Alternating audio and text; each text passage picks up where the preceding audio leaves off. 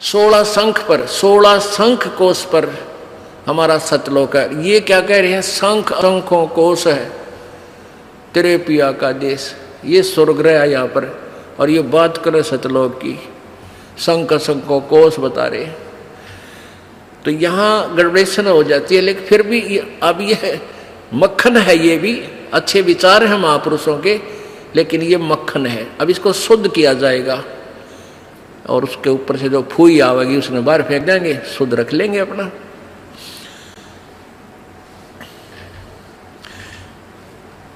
बिन सतगुर ना पाइए घर अपने कीरा बिल्कुल के, और संता शरण लाग के तू सुरत शब्द समा। अब ये राधा स्वामी पंथ में एक गाटा जोड़ रहे हैं, बस सुरत शब्द का अभ्यास कर ले, सुरत शब्द का अभ्यास कर ले। और कैसे 2.5 घंटे सामने बैठे, 2.5 घंटे सुबह नु आकड़ गए, इन्हें ना तो सुरत का बेरा ना शब्द का बेरा। और कैसे सुरत शब्द अभ्यास होता है ये भी ना पता इनको। कहते झूठा ज्ञान धन कहाँ लाओ, ये बात विदा चतुराई। थारा ज्ञान नहीं करने का नहीं, तुम कहाँ ध्यान लगाओगे। और परमेश्वर कबीर जी की वाणी है कि कह कबीर सुनो भाई साधो, ये शब्द गुरु चित चेला रे। अब जैसे गुरु और चेले का कितना प्यार, कितना एक घनिष्ठ संबंध होना चाहिए। कह कबीर तुम चरण चित राखो, जो सुई में डोरा रे। कितना बेस्ट उदाहरण दिया, एग्जाम्पल दिया भगवान ने कि गुरु और शिष्य का इतना लगाव, इतना अपनापन होना चाहिए। जैसे सुई में धागा डाल दे, वो लटकता है, सुई के साथ ही लटकता रहेगा, और नीचे मार दे गांठ, वो लकड़े को नहीं क्यों करेगी। तो ऐसे अपना लगाओ अपने सच्चे गुरु में इत लगा लो। तो ये हुआ गुरु शिष्य का प्रेम, गुरु शिष्य का जो ना आपस में संबंध। जब हम यहाँ से जाएंगे तो आपकी यहाँ से मृत्यु होगी, तो आपको गुरुजी ही इतना लगाव होना चाहिए गुरुदेव में कि हमने जो कुछ नहीं चाहिए, परमात्मा गुरुजी आज्ञा पाओ मेरे। तो वो फिर ऐसे आप सीधे वहीं पहुंच जाओगे जहां आशा था वासा हुई। तो अब जैसे गुरु और शिष्य का ऐसे लगाव होना चाहिए जो सुई में डोरा रे। तो ऐसे कहा कि फिर शब्द गुरु चित चेला रे। जो मंत्र गुरु जी ने आपको दे दिया वो तो तेरा शब्द, और इस मन, इस चित्त ने, इस मन ने उस शब्द जो मंत्र दे रखा है उसका चेला बना दे। इस मन को उस मंत्र का, इस सुरत शब्द समावे। तेरी सुरती, तेरी मन, तेरी आत्मा उस दिए हुए मंत्र के साथ ऐसे चिपकी रहे, ऐसा ध्यान रखे, इतना उसका सिमरण करे जो सुई में डोरा रे। यानी ऐसे सुरत और शब्द इसको बोलते हैं। जो गुरुजी ने मंत्र आप दिया है उसके साथ इस मन को इतना जोड़ दे जैसे गुरु और चेले का प्यार हो। तो अब कहते हैं कहे कबीर सुनो भी साधो, अब शब्द गुरु चित चेला रे। गुरु और शिष्य का जो लगाव है, ऐसा ही इस मन को इस मंत्र के साथ ऐसा लगाव लगा, यानी एक पल बीच न दूर ना हो दे। होले सुहागण सुरता त्यार, मालिक गुर जाना है हेतु तो। होले सुहागण सुरता त्यार है तेरा सुन शिखर बरतार, मालिक गुर जाना। ये सुबह आपको सुना दिया था, अब रह कर इसका विश्लेषण कर रहे हैं। अब नित्यानंद जी, ये तो कबीर जी का अमानी जो आगे आपको सुनाई जा रही है। इससे पहले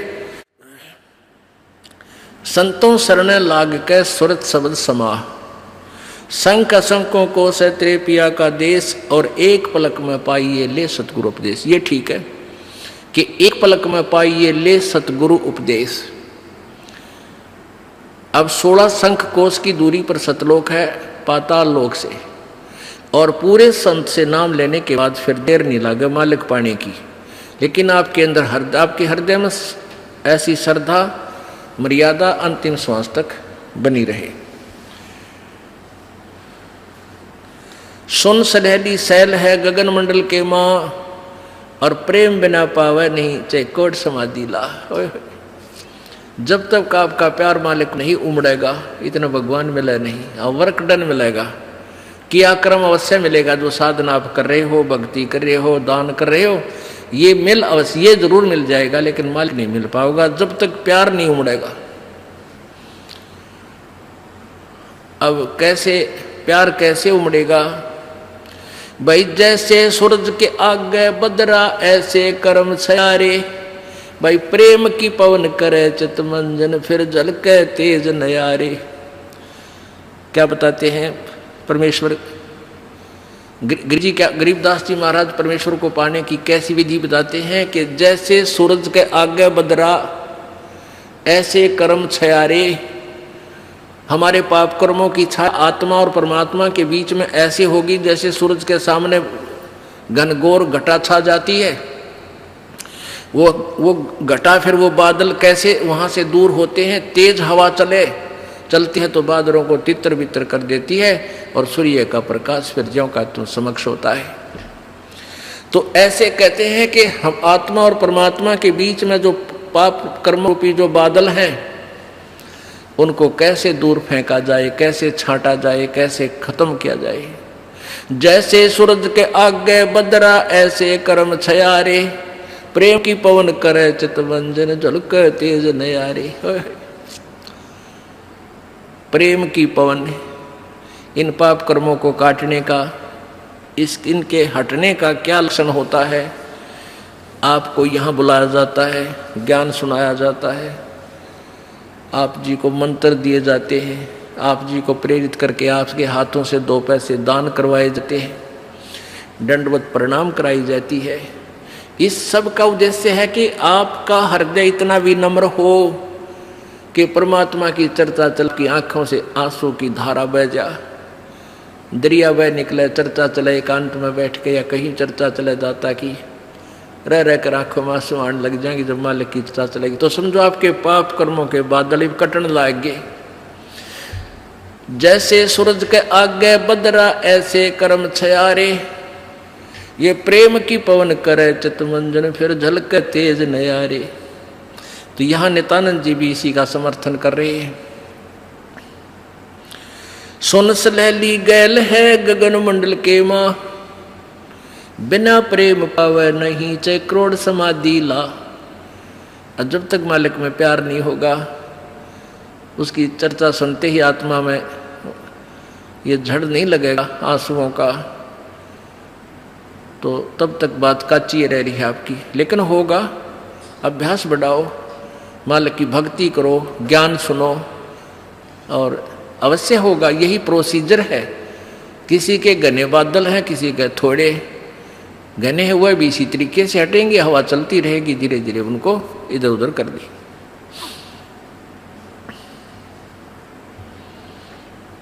अब आपको बताया था कि जैसे नित्यानंद जी स्वर्ग सत्र के प्लेयर थे।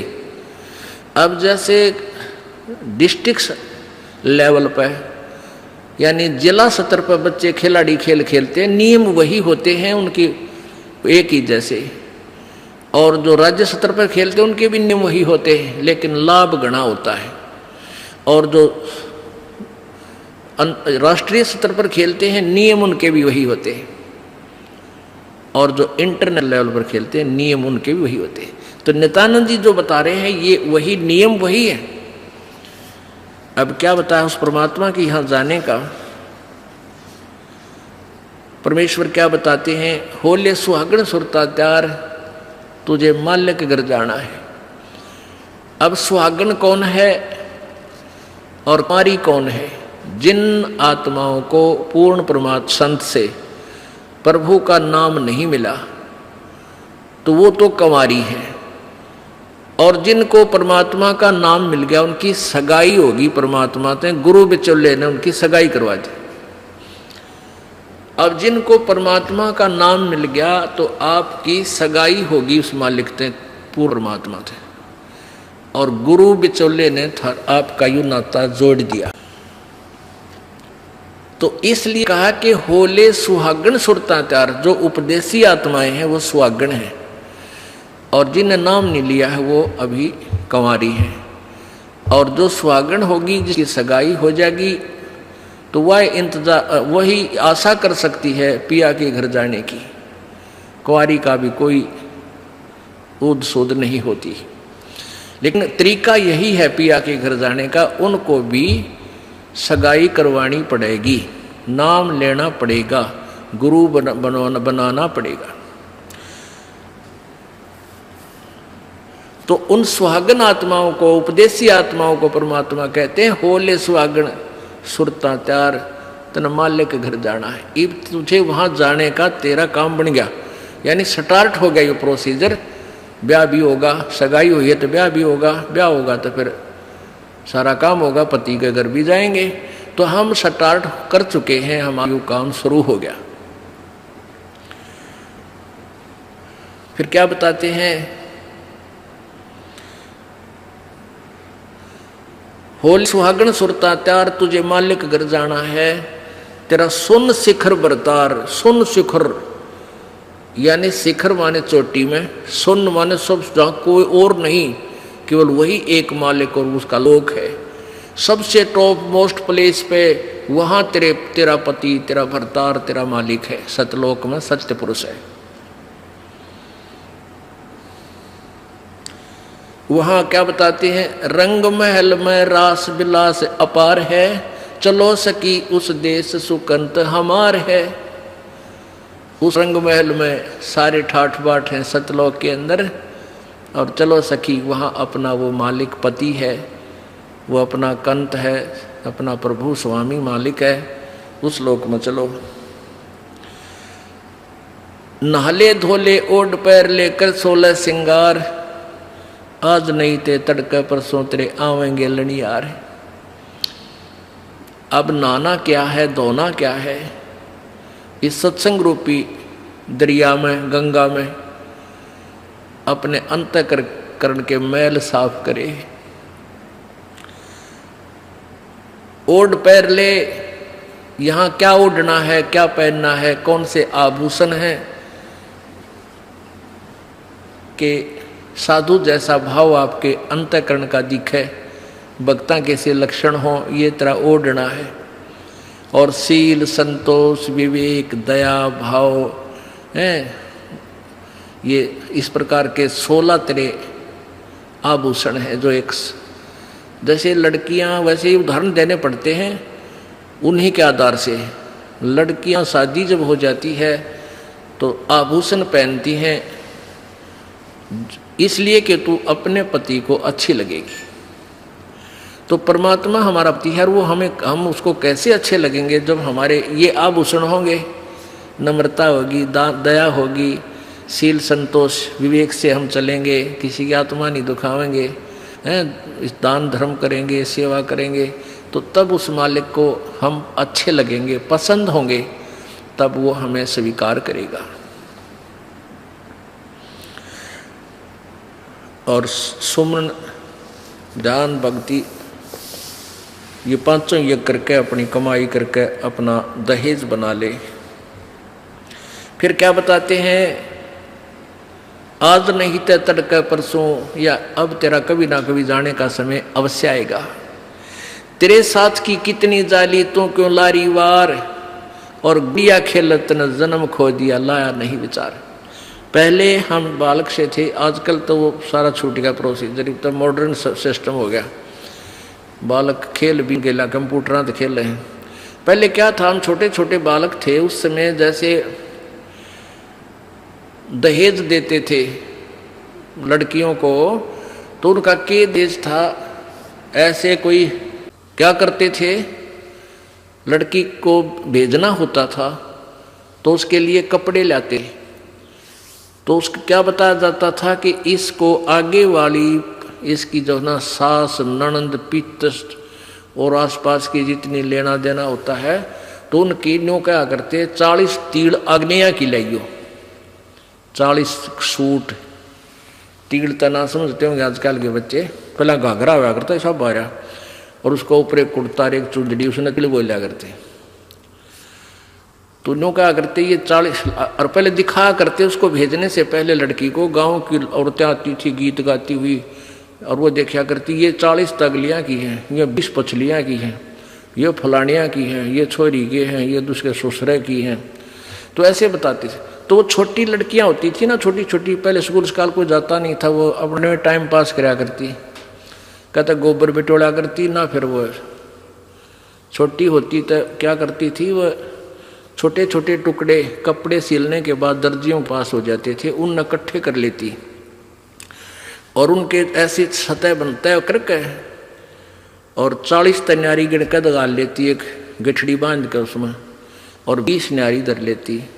न्यू का और एक गुड़िया बना लेती, एक खिलौना बना लेती, एक गुड़िया सी खिलौने की स्त्री सी, और उस गुड़िया ने फिर गेल और गुड़िया ने बांध देती गिठड़ी में, ये इसकी तीड़ अगलियाँ की, ये पछलियाँ की।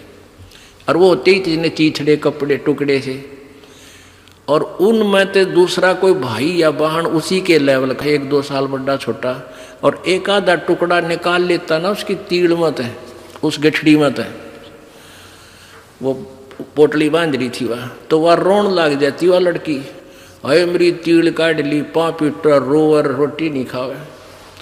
और ओड चीथड़े ने वह तीड़ बांध रही, वो सूट बांध रही पूरा, तो बालक थी। और जब उस बेटी वाली लड़की बड़ी हो जाती है, युवा हो जाती है, और फिर उसका ब्याह हो जाता है, उसका शादी हो जाती है, विवाह हो जाता है, फिर उसको वो ओरिजिनल तिल मिल रहा है, वास्तविक तिल मिल रहे हैं, उसने वो सूट मिल लेंगे 10-20 जो भी उसके होते थे। तो फिर वह गुड़िया लेना खेला है, क्योंकि वह सैनी होगी, वो मैच्योर होगी। तो पुण्यात्माओं, परमात्मा हमें क्या बताना चाहते हैं कि तुम यहाँ जो बेटा बेटी कार कोठी संपत्ति जोड़ने में जो तुम खेल खेल रहे हो, ये गुड़िया वाला खेल है। और जब आप इतने मैच्योर हो जाओगे, आपका ज्ञान इतना स्वस्थ हो जाएगा, आपको ये पता लग जाएगा कि ये सब नकली सांग है, झूठा सुख है, अस्थायी टेम्परेरी रिलेशन है हमारा यहाँ पर, और हमारा स्थान सतलोक में है। तो फिर आप इन गुड्डा गुड़िया का खेलने की फिर इच्छा नहीं कर सकते, सपने में भी नहीं कर सकते। अब जवान लड़की जब उसका ब्याह हो गया और उसके बाद वो ओरिजिनल सूट उसने मिले हैं, फिर उसने वह खेल कर दिखा दे गुड़िया गिला, कदे नहीं खेल सकती। तो आपको जब ये रह कर ये ज्ञान इसलिए सुनाया जाता कि आपका इन गुड्डा गुड़िया के खेल से मन हट जा, आप इतने मैच्योर हो जाओ, आपको वास्तविकता का पता लग जावे।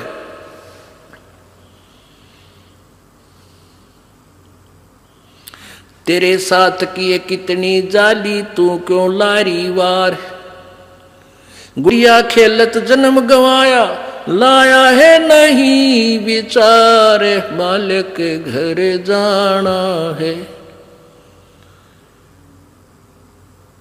कितने ते गुड़िया खेल कर जन्म खो दिया अपना, सारा यही कार कोठी बेटा बेटियां की जोड़ तोड़ में लगा रहा। अब उस सच्चाई से परिचित हो, फिर पुनः इन गुड़िया से नहीं खेलेंगे। अब तो चलो हैं, अब का जावे कहाँ, फिर भक्ति से ज्ञान से, और कुछ ही समय दिनों में ऐसा समाधान आपका प्रभु कर देगा। बालक बच्चे भी आपके भगवान से डरने वाले, महात्मा की भक्ति करने वाले होंगे, और कुछ दिनों में आपको फ्री कर देगा प्रभु। अब भक्ति करें, बच्चे इतने बुद्धिमान समझदार हो जाएंगे, भगवान से डरने वाले होंगे कि भी माता पिता ने अपना पूरा काम कर दिया, अभी इनको डिस्टर्ब ना करो। और वो परमात्मा से विश्वास करने वाले होंगे कि भी हमारा किया हमें मालिक जरूर देगा। तो इस प्रकार आपको फिर यहाँ से निकालने का एक सुअवसर परमात्मा देगा, और तभी आपका मोक्ष संभव है। तो ये परमात्मा ही करवाएगा, अपने इसके चरणों में पड़ा रहना है। कैसे? द्वार धनी के पड़ा रहे, धक्के धनी के खावे, 100 काल चकजोल ही पर द्वार छोड़ ना जावे। इसका यही तरीका फार्मूला बताया है कि अपने सच्चे सतगुरु के द्वार से दूर नहीं हो जा, चाहे कितना झटके पटके काल दे, आपको छोटी मोटी हानि भी होती दी होने दे, कोई वो भी मालिक की रजा है, उसमें आपके ना ही होने में आपका हित होगा, ये सत्य कर मान लेना। तो फिर आपने हर पहलू को अपनाना होगा कि राज्य क्रमता राम की रजा धरे जो शीस, दास गरीब दरस परस तिन बैठे जगदीश। कच्चा हीरा कृच हुए नहीं सह गण भार, और ऐसा मन ये हो रहा वहां लेख ले करता रहे। एक हीरे की परख करने का क्या तरीका बताया है। ऐरण के ऊपर एक लोहे का ऐसा थंब बसा हुआ धरती में गाड़ रखा हो, इतना ऊपर वो 8 बाई 8 इंच चौड़ा उसका ऊपर का सरफेस होता है, और ऊपर तक घन इतना बारा 2 दड़ी पक्के का लोहे का डंडे में पर, और उसको न्यू मारा करें। ऐरण के ऊपर लोहे के उस ऐरण पर रखकर लोहे के उस पटड़े से पर हीरा रख दिया जाता है, और ऊपर से घन ठोका जाता है, और हीरे का निशान भी नहीं होता, वो पक्का है। और जब वो कच्चा है तो क्रच हो जाएगा, उसमें निशान पड़ जाएगा, टूट फूट जाएगा। तो कहते परमात्मा तुम्हारा वहां ऐसे परीक्षा लेगा, आपको यहां से पार करने के लिए ऐसे घण मार के देखेगा। कच्चा हीरा क्रच हुए नहीं सह घण भार, नहीं सह घण मार, और ऐसा मन यू हो रहे जहां फिर लेखा ले करता रहे। तो परमात्मा कहते हैं कि समझा है तो शर दर पाओ, बहुर नहीं रे ऐसा दाओ। बोलो सतगुरुदेव। राम नाम रटते रहो जब तक घट में प्राणे, कबू तो दीन दयाल के बिनक पड़ेगी कान।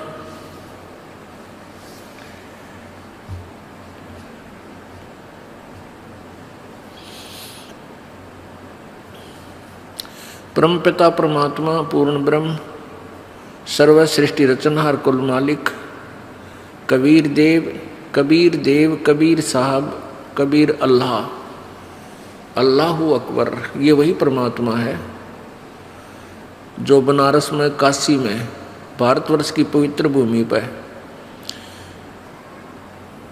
120 वर्ष तक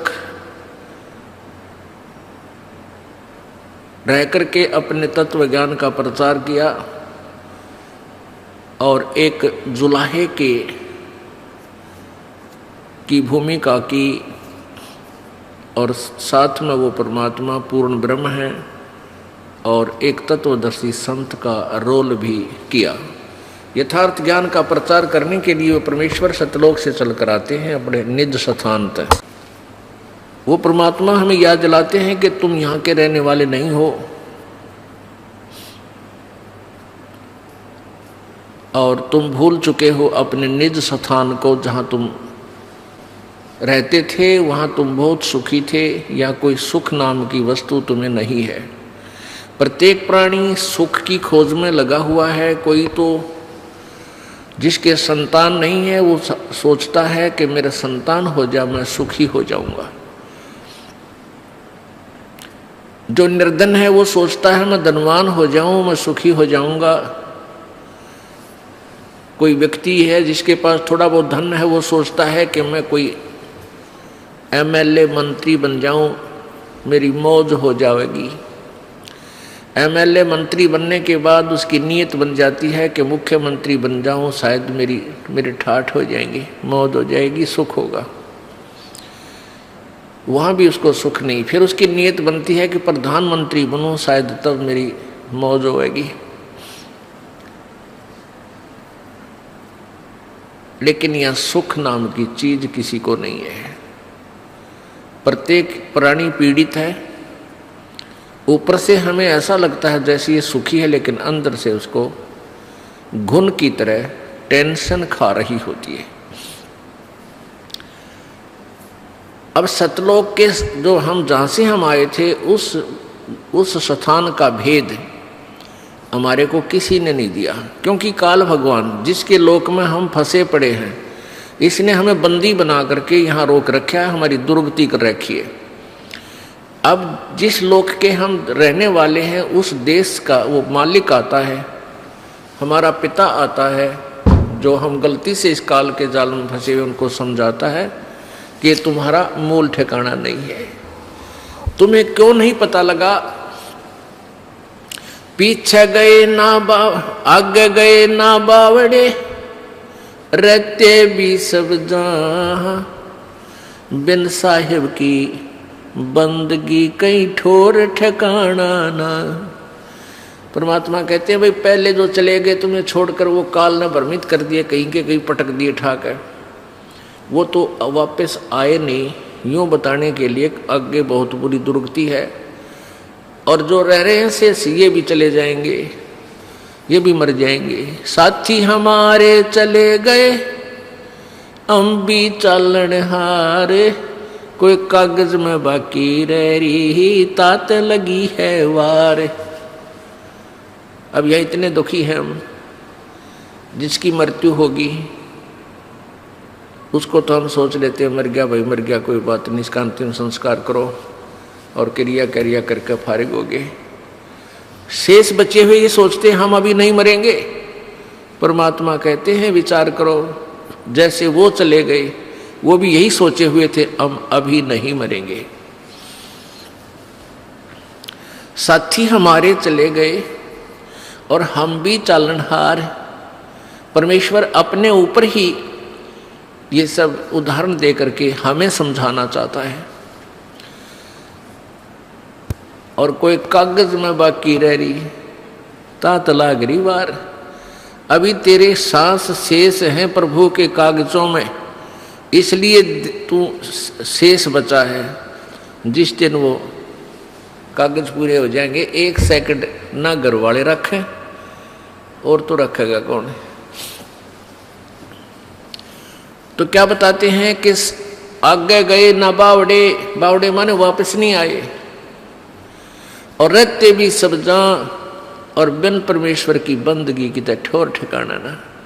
आज आपने अपना घर, अपना देश, अपने बच्चे अपना ठिकाना मान रखा है कि हम यहाँ रहते हैं, ये हमारा ठिकाना है, और कल मृत्यु हो जाती है। कहाँ गए? पुण्यकर्मी स्वर्ग में, पाप किए हैं फिर स्वर्ग में जब पुण्य समाप्त हो जाएंगे फिर नरक में, और जब नरक वो पाप नरक के जितने भोगने हैं वो भोग पूरे हो जाएंगे, समाप्त हो जाएंगे, फिर पृथ्वी पर गधे की योनि में, गधे की योनि का संस्कार पूरा हुआ, फिर कुत्ते की योनि में, कुत्ते का पूरा हुआ, फिर दूसरे की योनि में। कितने ठोर ठिकाना ना स्वर्ग में ठोर ठिकाना, ना नरक में ठोर ठिकाना, ना मनुष्य जीवन में ठोर ठिकाना, ना देवता रूप में तेरा ठोर ठिकाना। क्योंकि यहाँ तो जन्म और मृत्यु का अटल विधान है। एक ऐसा स्थान है जहाँ जाने के बाद फिर मृत्यु नहीं होती, वहाँ कोई दुख नहीं, वहाँ बुढ़ापा नहीं और मृत्यु नहीं। ये दो दुश्मन है इस प्राणी के। एक तो वृद्धावस्था, सबसे भयंकर दुख है वृद्धावस्था। अब कोई रोग हो गया, उसका ट्रीटमेंट हो जा, इलाज है। इस वृद्धावस्था का कोई इलाज नहीं। इसका इलाज है लेकिन ये प्रोसीजर लंबा है। परमात्मा के चरणों में आवे, पूर्ण ब्रह्म की साधना करे, परम संत से लेकर आखिरी सांस तक सच्चे दिल से भक्ति करे, तो बुढ़ापे में आने वाली आपदाएं बहुत हल्की हो जाएंगी, बहुत फर्क पड़ जाएगा। लेकिन रहेगी वृद्धावस्था, उठा जा ना बैठा जा, पर इतना फर्क हो जाएगा, चीस भड़क कम हो जाएगी, इतना राहत आपको अवश्य देगा। परमात्मा की भक्ति से राहत मिलेगी। और न मृत्यु का विकल्प यहाँ पर एक ऐसा स्थान है सतलोक, जहाँ हम रहा करते थे, वह ना मृत्यु होती थी ना वृद्धावस्था होती थी। ओए होए, हम उस सुख सतल को छोड़कर इस काल के लोक में दुख सतल पर आ गए। इस काल भगवान ने हमें इतना भ्रमित कर दिया, मिसगाइड कर दिया कि हम अपने मूल ठिकाने को इतना भूल गए, अब विश्वास भी नहीं होता कि भगवान खुद आके बताएंगे कि और स्थान है यहाँ, इनसे आगे, तो मन मानने को तैयार नहीं होता। काल यही चाहता है कि ये भूल जाओ उस भगवान को, कहीं ये यहाँ से निकल ना जावे, क्योंकि काल भगवान जो यहाँ का मालिक है, ब्रह्म, जिसको ज्योति निरंजन भी कहते हैं, उसको श्राप लगा हुआ है। 1 लाख मानव शरीरधारी प्राणियों का नित आहार करता है, इसलिए उसने ये अपनी अपने खाने के लिए अपने तीनों पुत्रों से, रजगुण ब्रह्मा से, सतगुण विष्णु से, तमगुण शिव जी से, इनसे यहाँ व्यवस्थित किया हुआ है, अपना यू बाग लगा रखा है। रजगुण ब्रह्मा के प्रभाव से सभी प्राणी संतान उत्पत्ति करते हैं, विवत्सय बाई फोर्स करवाता है। और सतगुण विष्णु जी के प्रभाव से एक दूसरे में मोह ममता इतनी जकड़ दी जाती है, जीव के बस का नहीं। और तमगुण शिव जी हमारा संहार कर देता है। तो ये काल भगवान नहीं चाहता कि कोई प्राणी परमात्मा के बारे में जान सके, भ्रमित ज्ञान करवाता है, अपने दूत संत भेज के उल्टा ज्ञान की कथा सुनवाता है, पूरे समाज को शास्त्र विरुद्ध ज्ञान से रंगवा देता है। परमेश्वर स्वयं आते हैं और अपने तत्व ज्ञान का वो प्रचार स्वयं ही करते हैं, अपनी महिमा आप बताते हैं, अपने सतलोक के विषय में जानकारी देते हैं। उस सतलोक में हमें कितना सुख है। शंखों लहर मेहर की उपज कहर नहीं जा कोई, दास गरीब अचल अविनाशी सुख का सागर सोई। शंखों लहर मेहर की उपजे और कहर नहीं जा कोई। ओए होए, दास गरीब अचल अविनाशी सुख का सागर सोई। अब कभी कभी एकांत में अकेले बैठे हों, एक बार एक ऐसी हिलोर उठती है आत्मा में, इतना आनंद आता है उस समय कि कोई भी दुश्मन शत्रु नहीं लगता, कोई बुरा नहीं लगता, सब अपने से लगते हैं। और वो आनंद एक विशेष आनंद होता है। वो कुछ ही क्षणों के लिए रहती है, फिर तुरंत चली जाती है, फिर कोशिश करने से भी सेट नहीं हो पाते हैं। उसके जाते ही फिर कहर की लहर शुरू हो जाती है, उसको ऐसे कर दूंगा, उसको ऐसे कर दूंगा, उसने मेरी हानि कर दी। भाई लड़की नहीं ब्याही गई, किसी की बेटी की ब्याह हो गया तो बेटी का बालक ना होए, भगवान क्या होगा, कहीं वो छोड़ ना दें।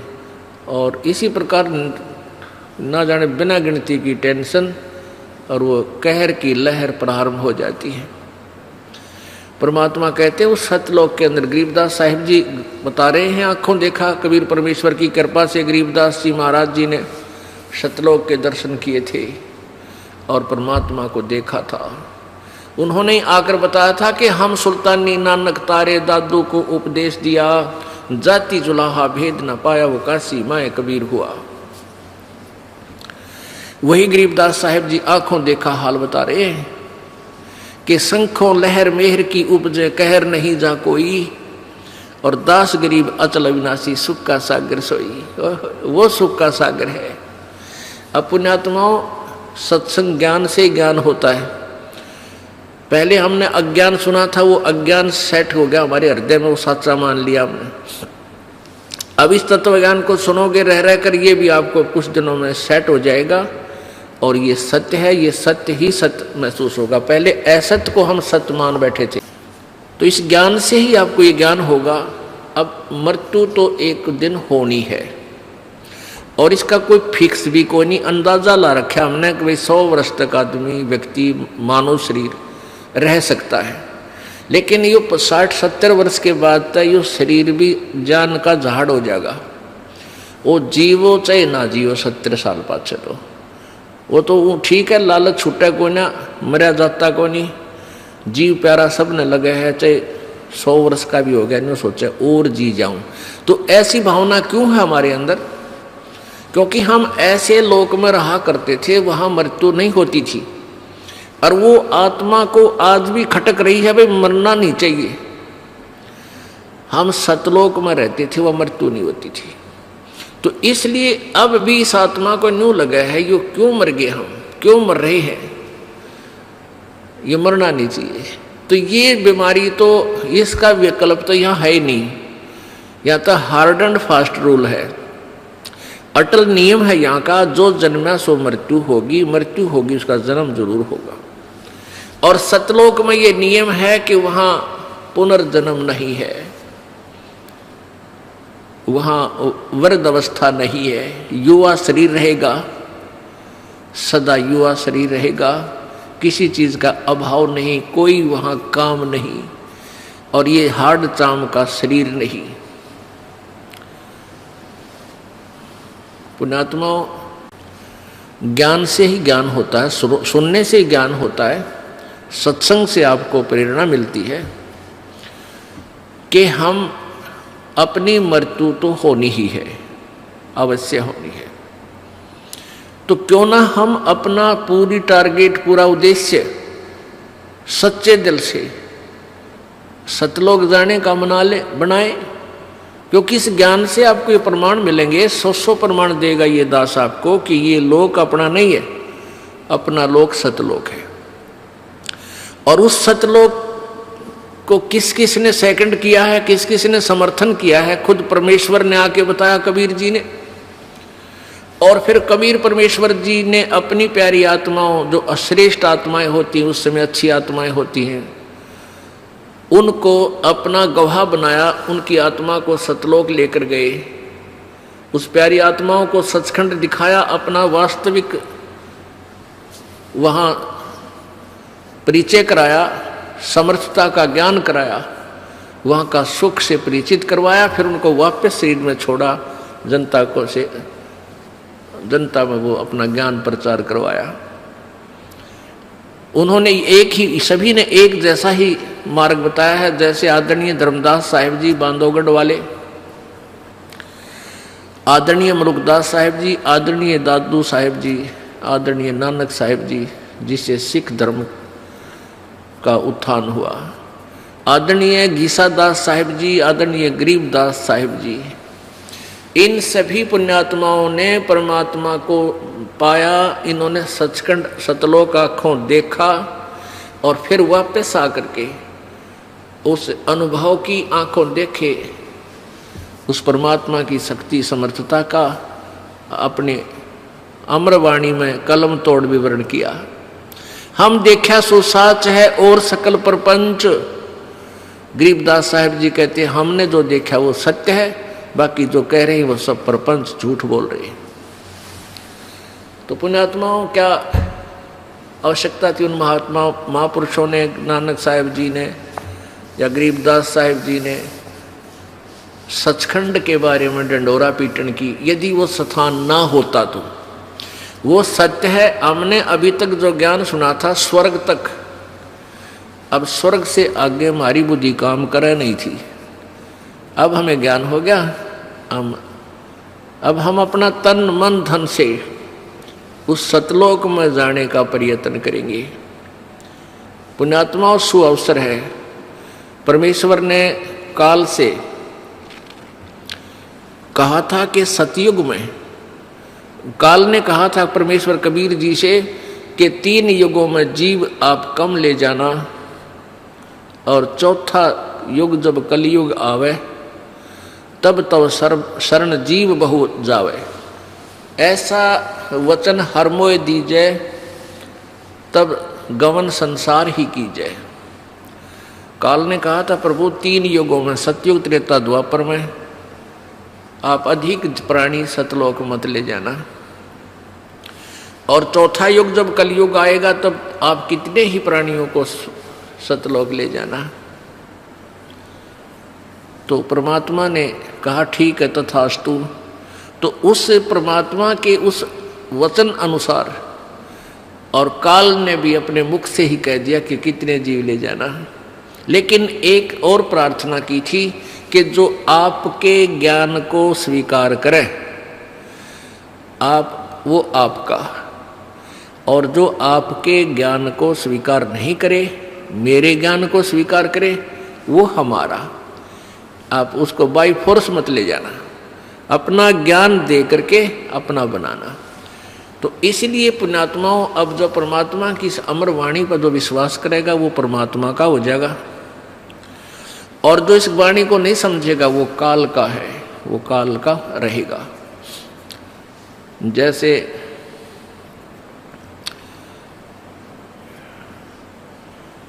ये कोयल होती है, कोयल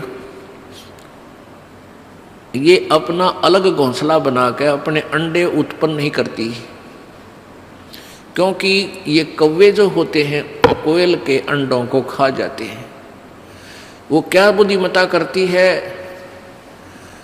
कि मादा कौवी जो होती है, मादा कौवा कौवी, वो जहाँ भी उसने अंडे उत्पन्न कर रखे होते हैं घोंसले में, जब वो कहीं इधर उधर चुग्गा चुगने जाती है, आहार के लिए बाहर जाती है, तो मादा कोयल तुरंत वहाँ जाकर के अंडे उत्पन्न कर देती है। 2 उस कौवी के होते हैं, कौवे के अंडे होते हैं, और 2 कोयल के। अब वो कौवी वापस आती है, वो देखती है 4 अंडे हैं, वो पहचान नहीं पाती है मेरे कौन से हैं, इसलिए वो चारों के चारों की परवरिश कर देती है, उनको सेक करके मैच्योर बना देती है, बच्चे निकाल देती है। अब कोयल और काग के बच्चों में कोई अंतर नहीं होता जब तक वो छोटे होते हैं। अब वो मादा जो कोयल होती है वो देखती रहती है कि तेरे बच्चे इस घोंसले में हैं और इन चरवा मत हैं, वो भी नहीं पहचान पाती है कि मेरे कौन से हैं।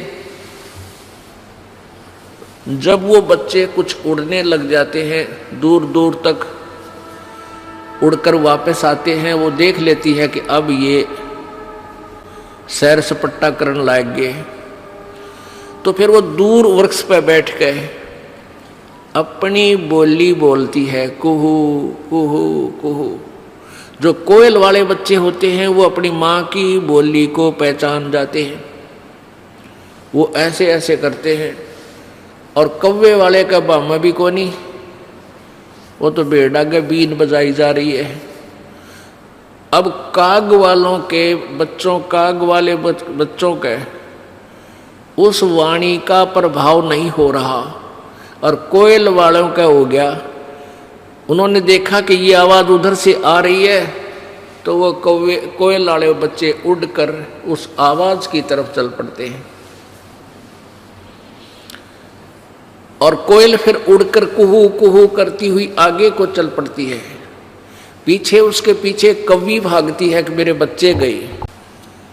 अब पीछे से कौवी भी उड़ती है उस अपने बच्चों को के पीछे कि मेरे बच्चे गए। वो कोयल बोलती हुई दूर तक चली जाती है, वो बच्चे भी उस कोयल की आवाज़ सुनकर उसके पीछे पीछे दूर तक चले जाते हैं। वो कौवी वापस आ जाती है कि ये तो गए सो गए, कहीं उन मेरे दूसरे बच्चों को कोई हानि ना पहुंचा दे। वो पीछा छोड़ देती है और वापस आ जाती है। पुण्यात्माओं, इस परमेश्वर की वाणी को काग वाले यानी काल वाले नहीं समझेंगे। ये तो परमेश्वर के बच्चे, कोयल वाले बच्चे इसको तुरंत समझ जाएंगे। उनको अग्रम मग्रम नहीं हो सकती, क्योंकि इतने प्रमाण दास दे देगा, इस मन पापी को गुंजाइश नहीं रहेगी बकवाद करने की। और फिर भी नहीं कोई मानता है तो वो कोयल का नहीं, परमात्मा का नहीं, वो तो कौवे का है, काल के ही जाल में धक्के खान का है। शंखों लहर बिहर की उपजे और कहर नहीं जा कोई, दास गरीब अचल अविनाशी वह सुख का सागर सोई। गीता जी अध्याय नंबर 15 के श्लोक नंबर 1 से लेकर 4 में इनमें बताया गया है कि ये उल्टा लटका हुआ संसार रूपी वृक्ष है। ऊपर को मूल मालिक वो परम दिव्य पुरुष यानी परम अक्षर ब्रह्म, तो समझो इस संसार रूपी वृक्ष की मूल है। मूल माने जड़, वृक्ष की जड़ें और तना, और नीचे को तीनों गुण रूपी शाखा हैं। 15वें अध्याय के प्रथम श्लोक में बताया है कि इस उल्टे लटके हुए संसार रूपी वृक्ष के पत्तों सहित और शाखा सहित ऊर्ध्व मूलम अधः शाखम, ऊपर को जड़ और नीचे को शाखा वाला ये संसार रूपी पीपल का वृक्ष जानो, और जो संत इसके सभी विभाग बता देगा, तना कौन है, डार कौन है, टहनी कौन भगवान है, शाखा कौन भगवान है, और पत्ते कौन है, यानी सभी पार्ट अलग अलग से विभाग बता दे, स वेदवित, वो वेद के तात्पर्य को जानने वाला है, अर्थात वो तत्वदर्शी संत है। गीता जी अध्याय नंबर 4 के श्लोक नंबर 32 में कहा है कि पहले जो 25 से लेकर 30 में जो क्रियाएं बताई हैं साधकों की, वो सभी साधक अपनी क्रियाओं को, अपनी साधना को पाप नाशक जानकर ही कर रहे हैं। लेकिन उस चौथे अध्याय के 32वें श्लोक में कहा है गीता जी में कि उस सच्चिदानंद घन की वाणी में ब्रह्मणे मुखे, अनुवादकर्ताओं ने ब्रह्मणे मुखे का अर्थ गलत किया है। इस दास के द्वारा किया हुआ अनुवाद गहरी नजर गीता में आप पढ़ सकते हो यथार्थ रूप में। सच्चिदानंद घन की वाणी, उन्होंने वेद की वाणी लिख दिया ब्रह्मणे मुखे। ब्रह्मणे माने वेद लिख दिया, नहीं, ब्रह्मणे माने सच्चिदानंद घन परमेश्वर यानी परम अक्षर ब्रह्म पूर्ण परमात्मा। कबीर वाणी, कबीर जी की वाणी में विस्तार से कहे गए हैं उनको। चौथे अध्याय के 34वें श्लोक में कहा कि उस ज्ञान को जो परमेश्वर की वाणी में, जो गीता और वेदों से भिन्न है, एक्स्ट्रा है, अलग है, उस तत्व ज्ञान को तो तत्वदर्शी संतों के पास जाकर समझ, उनको दंडवत प्रणाम करने से और कपट छोड़ कर प्रसन्न करने से वो तत्वदर्शी संत आपको भेद बताएंगे। वो तत्वदर्शी संत कैसा होगा उसकी पहचान बताई है 15वें अध्याय के प्रथम श्लोक में, कि जो इस उल्टे लटके हुए संसार रूपी वृक्ष के सभी पार्ट बता दे न्यारे न्यारे। सवेदवित, वह वेद के तात्पर्य को जानने वाला, अर्थात वो तत्वदर्शी संत है। वो तत्वदर्शी संत की भूमिका परमेश्वर ने स्वयं ही की है। आप आरती, आप साजे, आप किंगर, आप बाजे, आप ताल झां झनकारा, आप नचे आप देखना रहा। कह कबीर ऐसी आरती गाऊं, आपा मध्य आप समाऊं। वो परमात्मा ने स्वयं ही रोल किया है, स्वयं एक दास का रोल किया है, एक गरीब व्यक्ति बनकर। राम रटत दारिद्र भलो, टूटी घर की छान, वो सुंदर महल किस काम के जहाँ भक्ति नहीं भगवान। तो परमात्मा ने गरीब से गरीब, पुअर निर्धन की भूमिका की कि कहीं कोई किसी का वहम रह जावे कि भाई परमात्मा प्राप्ति तो धनी लोग ही कर सकते हैं, क्योंकि वो भंडारे भी कर सकते हैं, वो धर्मशाला भी बनवा सकते हैं। पुण्यात्मा, धनी और निर्धन सभी परमात्मा पा सकते हैं, लेकिन संत पूरा हो, उनकी नीयत साबित हो, श्रद्धा पूरी हो, आजीवन मर्यादा में रहे, दोनों पार होंगे। तो परमात्मा ने आप पे आके बताया अपना सारा ज्ञान, स्वयं एक गरीब बनकर कहा कि देखो मैं कितना गरीब हूँ, और जुलाहा जाति में, क्योंकि जब परमेश्वर आए ये छुआछूत की आग घनी लगी हुई थी, चरम सीमा प्रति छुआछूत इन शूद्र वर्ण के व्यक्तियों से ये ब्राह्मण लोग विशेषकर 10 कदम दूर रहा करते थे और कहते थे ये भक्ति के योग्य नहीं है। परमात्मा ने यही हमारी भ्रमणा तोड़ी थी कि परमात्मा की दृष्टि में सभी आत्मा एक हैं। ये वर्ण और जाति और धर्म तुम बना बैठे भगवान के दरबार में, ना वर्ण है, ना जाति है, ना कोई धर्म है, अलग से धर्म नहीं है, एक ही धर्म है, मानव धर्म। जिसके अंदर इंसानियत है वो धार्मिक व्यक्ति है, अन्यथा नहीं है। और स्वयं ही एक तत्वदर्शी संत की भूमिका की। उस समय के सभी विद्वानों को मालिक ने छक्के छुड़ा दिए थे, लेकिन वह कर्म ठोक मान्य नहीं। वो संस्कृत भाषा जानते थे, समाज अशिक्षित था, इसलिए उन नकलियों का दाव लगा रहा कि कबीर झूठ बोलता है, कबीर जी झूठ बोलते हैं, ये वेदों और शास्त्रों को नहीं पढ़ सकते क्योंकि ये अशिक्षित है। यजुर्वेद अध्याय नंबर 40 के श्लोक नंबर 10 से 13 तक 2 बार प्रमाण दिया है कि वेद ज्ञानदाता ब्रह्म बोल रहा है कि परमात्मा के विषय में विशेष जानकारी वो तत्वदर्शी संत बताएगा, उससे पूछो। इससे सिद्ध है कि वेद ज्ञान से भी अलग कोई और ज्ञान है। उसमें यह भी कहा है कि कोई तो जिसने अक्षर ज्ञान हो गया उसको विद्वान कह देते हैं, किसी ने MA BA कर ली, विद्वान कहला दिया किसी एक लैंग्वेज में या 2 लैंग्वेज में, और जो शिक्षित नहीं है उसको अविद्वान कह देते हो। नहीं, विद्वान और अविद्वान की परिभाषा भी वो तत्वदर्शी संत बता होगा। विद्वान किसे कहते?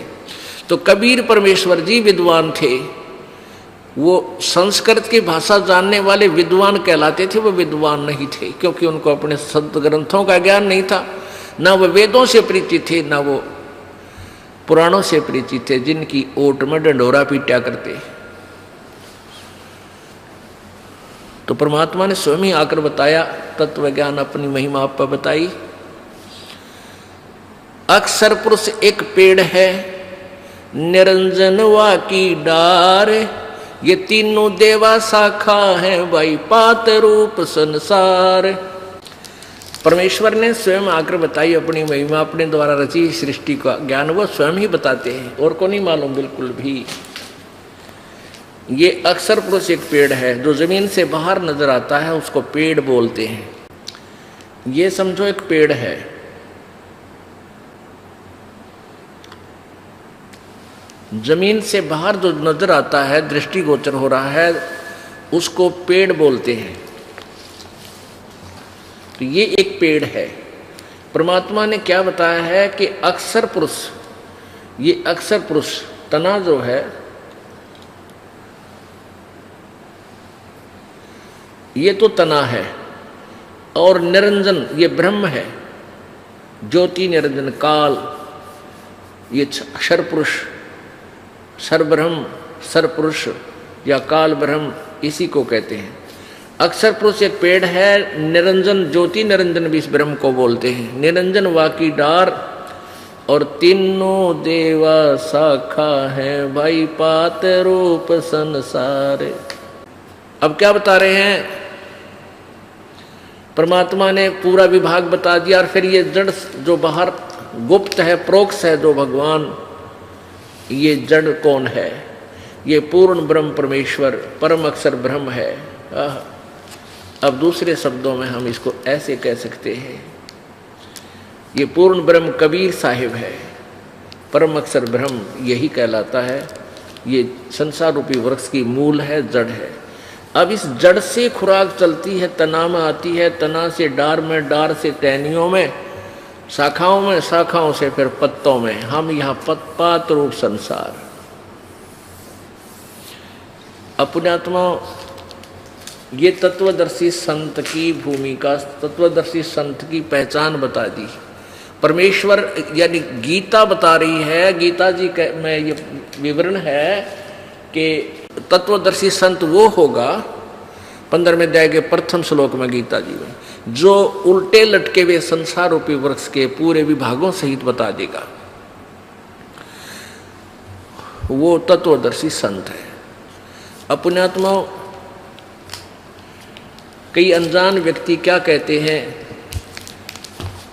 कि हमारे भक्तों को उल्हाना देते हैं कि तुम्हारे गुरुजी ब्रह्मा विष्णु महेश को सत्कार नहीं देते हैं, उनको छोटा बताते हैं, उनका पूजा को मना करते हैं। पुण्यात्माओं, जब तक वो ज्ञान नहीं सुनते तब तक कैसा बोल रहे हैं। जिस दिन इस ज्ञान से परिचित हो जाएंगे, ये दास क्या बताना चाहता है, दांतों तले उंगली दबाएंगे और पछताएंगे अपने उन बोले हुए वचनों पे। एक भक्त आया, 15 दिन पहले की बात है कि जी मैं ब्रह्मा विष्णु महेश का कट्टर पुजारी था, विष्णु और शिव का। आपके विषय में एक भक्त ने बताया तो मुझे बहुत बुरा लगा। आपका एक चैनल के ऊपर इस प्रोग्राम मैंने देखा, आप जो बताने लगे तो मैंने आपको बहुत बुरा भला कहा, बहुत गालियां दी, लेकिन फिर भी मैं जल भुनकर भी सुनता रहा तो मेरी चौंध टूट गई। मेरा मोतियाबिंद का ऑपरेशन हो गया, मैं अक्षमा याचना करता हूँ। मैंने ऐसे परम संत को और कुछ शब्द बोल दिए, क्या मेरा उद्धार हो सकता है?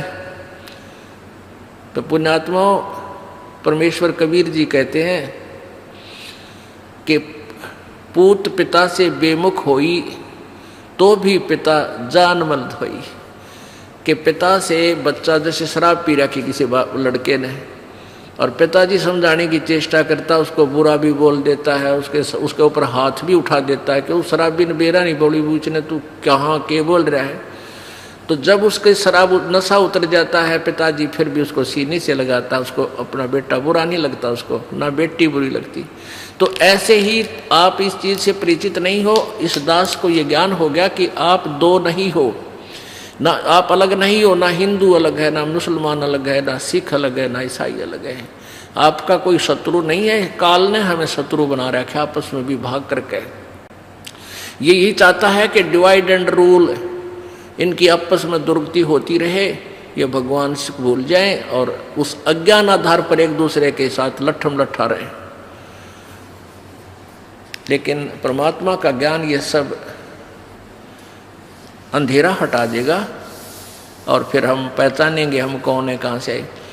बहुत आंखों में पानी आ गया उस बच्चे के, युवा लड़का था, 25-26 वर्ष का, 30 का होगा, और कहे जी क्या मेरी सचमुच अक्षमा होगी, माँ बेटा हो गया, आप भक्ति कर, कोई दिक्कत नहीं।